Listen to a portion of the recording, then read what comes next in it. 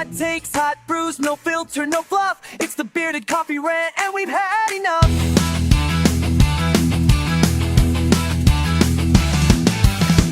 I'm fucking roasting and I'm fucking even more fucking grumpier than usual, man. Anyway, grab your fucking coffee or whatever you're drinking that hasn't just been ruined by someone else's digestive decisions. Because today we need to talk about pub toilets. More specifically, the people who walk into a perfectly respectable pub toilet and they decide, you know what, this is the perfect place to void my bowels. Now, let me be clear, everybody poos. I understand that. This is not a biological debate. It's a location debate. Because there's a big difference between I need the toilet. And I have chosen to unleash biblical consequences in the gents doing the Red Lion. Pub toilets are there to serve a purpose. Quick in, quick out. A tactical wee. A hand wash that lasts approximately 3 seconds. Maybe a wee mirror check. That's the social contract.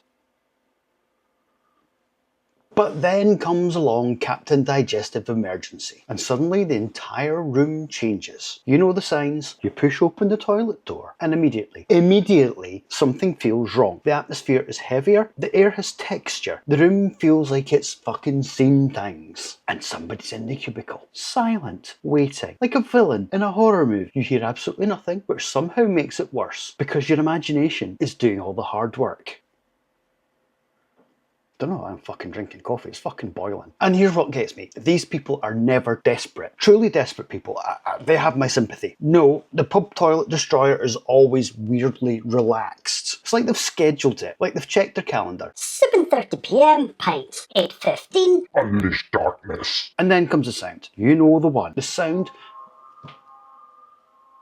Fucking ice cream man. The sound that instantly turns everybody at the urinals into unwilling witnesses. Nobody makes eye contact, nobody speaks. We all just stare straight ahead and pretend we're somewhere else. And can we talk about timing? Because it's always during peak hours, isn't it? It's never at 2 PM on a Tuesday. No, it's 8:45 on a fucking Friday night when the pub's packed, probably the football's on, and there's a queue for the bogs. And one person has decided to occupy that cubicle like they're negotiating a hostage situation.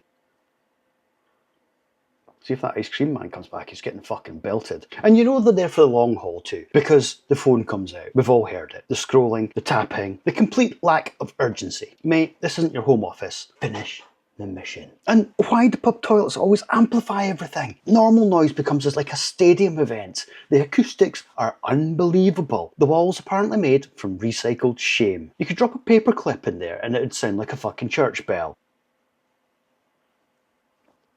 And then there's the smell. Sweet merciful Jesus, the smell. How does one human create something powerful enough to override bleach, air freshener, decades of stale beer, and a hand dryer operating at Mach 3? How? I've walked into pub bogs where the atmosphere has clearly lost a fight, where the air freshener has simply given up. And everybody knows. That's the worst bit. Everybody knows. The guilty party emerges from the cubicle trying to look all casual, like they weren't just responsible for a public health incident.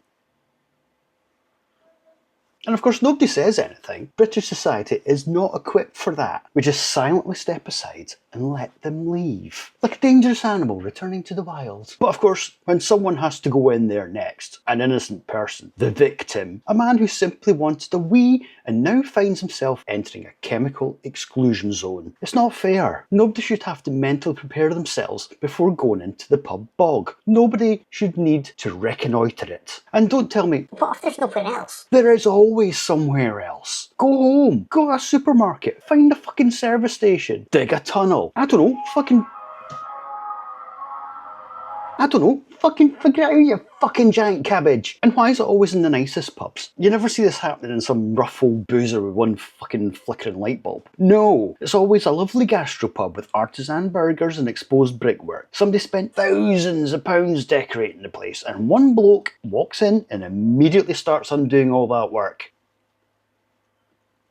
At this point, I don't want solutions. I want transparency. I want people to be honest. I want someone to stand up and say, Yes, that was me and I regret nothing. At least then we'd know who we're dealing with. Because currently they just blend back into society. They're sitting at tables, drinking pints, probably watching the fucking football, as though they haven't just changed the ecosystem of an entire building. And somehow we're all expected to just move on, to forget, to heal. Well, I fucking refuse. I remember, my nostrils remember. So here's my plea. To everyone watching this, if nature calls unexpectedly, fair enough. You have my understanding, you have my support. But if you're voluntarily treating the pub toilet like your own personal throne, please have a word with yourself. Because pubs are for pints, conversation, laughter and community. Not whatever biological terrorism you've got planned in cubicle number 2.